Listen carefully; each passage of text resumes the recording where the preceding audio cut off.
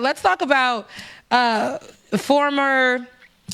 Let's talk about the Cuomo brothers. I know we haven't really touched in on that, but let's talk about the Cuomo brothers. Right now, former Governor Andrew Cuomo is deposed amid new reports of how his brother, Chris Cuomo, a CNN anchor, whom we all know, used his sources to get info on the governor's accusers. Chris Cuomo responds to suspension from CNN on his satellite radio show, saying it hurts to even say it. It's embarrassing, but I understand it. And I understand why some people feel the way they do about what I did. I've apologized in the past, and I mean it.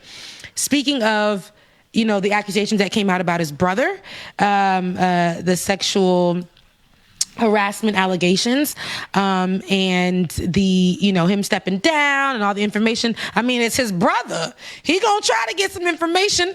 But the thing about Cuomo is, if it were someone else, that would be the news that he started with. And we know how Cuomo is too. He does his monologues, and before the show or at the end of the show, where he would, if it was someone else, get them together for doing the very thing that he did or has been doing for his brother. The apology now, he's suspended Chris Cuomo suspended indefinitely as of right now, for his show on CNN, but yet he still has a satellite show. So his voice is still heard and his voice is still out there. But for him to say that he already apologized, it is what it is. It's very interesting. It's very, very interesting. You have a big viewership, and there have been other cases of sexual harassment that you've been very vocal in. There have been other cases of other things that your brother has been handling, like the pandemic and the numbers that could have possibly been hidden. And CNN likes to call themselves very unbiased or being able to tell the story, but we know in 2021 it's very hard to be unbiased, especially if you relate to the story. Right.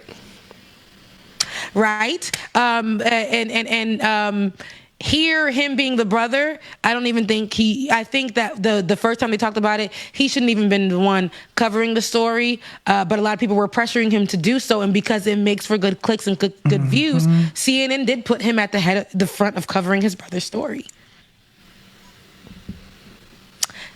Here we are. And now we're questioning the integrity of journalism, right? It's all just a big old mess, but I don't know what's going to come of it, because as I've talked to my dad, I was talking to my dad over the break. He was like, the Cuomo brothers and the Cuomo family has created a dynasty already.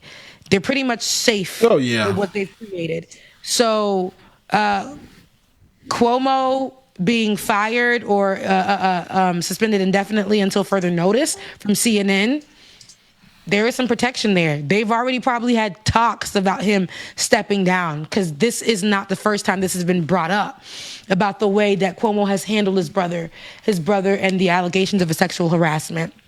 So there probably have been talks to, a safety net created for him for if he is fired or if he has to step down.